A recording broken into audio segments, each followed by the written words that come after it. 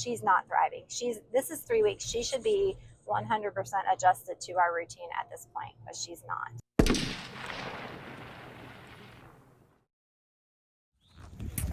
All right, you guys. Elsie calved this morning. It says March 18th. It's Wednesday, March 18th. And she's a little heifer. She's half Jersey, half beef. So her daddy is our South Pole Red Angus cross bull. So she's 25% each, Red Angus and South Pole, and 50% Jersey, little heifer. Elsie did great. She's looking at her and see she's doing a great job. She just stood up and is trying to nurse. So that's exciting. Excitement's going on our farm. We actually, a few days ago, recorded another video or another portion of the video. So a lot of changes have happened. We had to make some decisions around here about some things.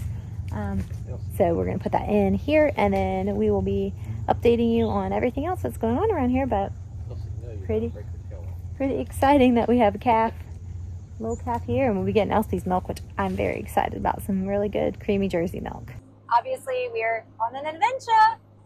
Yep. We're driving. So we have some topics of interest to talk about. Yes. That when you have a homestead, you have to always be willing and ready to adapt and change. Sometimes something you plan or you do just doesn't work out. Sometimes animals that you have or you get do not thrive in your specific situation.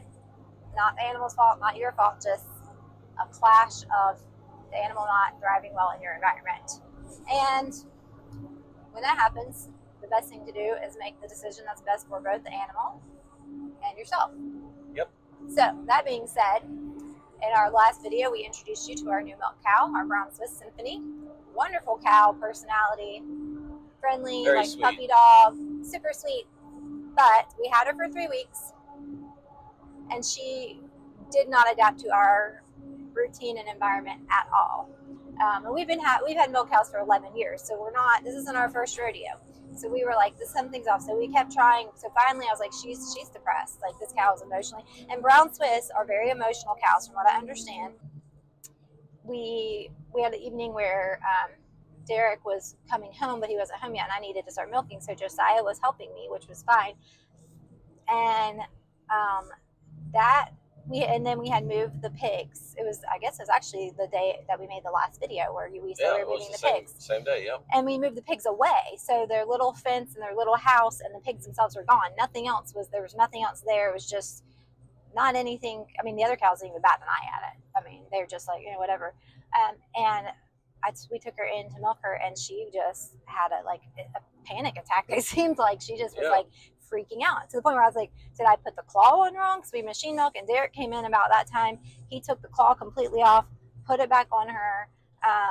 She even, at the very end of milking, she actually stomped the machine off, the claw off of her udder, and it sucked dirt in. So we had to throw that milk away, or dump the milk to the pigs. So we didn't throw it away. But it was like, what is going on? And I'm like, is she sick? But we got her, took her to the field, sauntered over to the water trough, drank some water, walked down to the hay bale, ate some hay. 100% fine. Nothing wrong with the cow. And I was like, Derek and I were both like, she's not thriving. This is 3 weeks. She should be 100% adjusted to our routine at this point, but she's not. So we were like, we can't keep her here. She's a big cow, and we have kids, and everything is moving at our house all the time. There's never a dull moment. We don't have quiet. We don't have not moving animals around. It's just what we do. And so with her seeming to need such a regimented system and things, we were like, she's never going to thrive here. Like we didn't see how it would work. So I emailed the breeder, and I was like, hey, she's really not working. And we had been in contact, so she was aware of the things happening. And so I was like, this isn't going to work. So we need, would you all want to buy her back from us for what we paid you? Or do you have, because they had a wait list of people, or do you have somebody that would want to buy her from us? Well, if not, we're going to go ahead and sell her. And she said, no, in light of the situation, we'll take her back. We understand it's just one of those things. We loaded her up and went and took her back. We've spent that day, we were looking, because we really need a cow. Elsie is still due any moment. She hasn't had her calf yet, but she's really impending. And so we're currently at the very moment out of milk now. and we really need 2 cows for our family to make all of the cheese and all the things. So I think we decided that we definitely want to go back to a Jersey. We prefer Jersey milk. Yep. It's just our personal preference. And so we've been looking, and it's been really hard to find anything. But we had a contact a few years ago. We used to do a herd share, a small herd share, and we had bought some jerseys from a local small dairy. He's not a commercial, like he doesn't sell to big milk companies. His milk goes straight to a local creamery that just services the area. So all that, we're going to go look at a Jersey. Hopefully, all right. Excuse me. Yes. Hopefully she's the one. And yeah, we will keep you guys posted. But hopefully we get her, bring her home, and you can see her in action. So we were on our way to look at a cow. When we, we started this video showing you the Elsie calved. And then there's a clip that was actually recorded previously where we were going to look at a cow. And we did, in fact, buy a cow. This little gal right here laying down, her name is Heidi. We named her Heidi. She didn't actually have a name. Yep. We named her Heidi. And she is 2.5 years old, just had her first calf in January, and we brought her home. And we've been milking her, and she is learning the ropes very quickly, doing really well. We are using Cookie to teach her because Cookie is easy to lead around. And so I don't know if you've ever halter broke and trained a cow to lead, but it's not for the faint of heart. But Jerseys can be super dramatic. Like they do the Jersey flop and will throw themselves on the ground like they're dying. And just lay there. And just lay there. But she has Their not. eyes rolled back.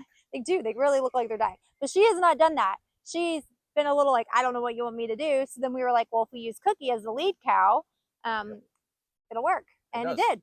So Cookie's been her lead cow. We've got this corral set up. It's 12 by 24 to keep them in for a couple days. As you can see, they've demolished this hay bale. Yeah.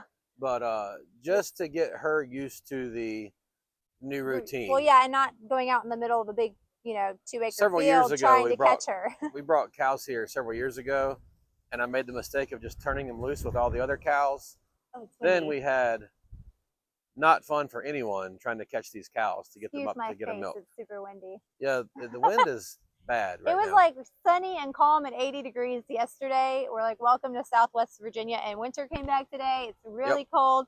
I have a fire going in the wood stove, which I'm not mad about because I like fires in the wood stove. But Jenna gets excited when it gets down in the low 30s so she can build a fire. The kids were like, Mom, we're opening windows because it was almost 80 in the house. And I was like, I'm fine. I don't mind if you open windows when I have a fire going. It makes me happy. And we've been doing dairy, so we brought her home, and we've today we made mozzarella and butter, and they're turning the buttermilk into cultured buttermilk and all kinds of fun dairy. We've been doing a lot with dairy, so the kids really excited cleaned the garden up today. Because we moved the pigs out of it. I went to my friend's house and we milled lumber. Get it warmed up.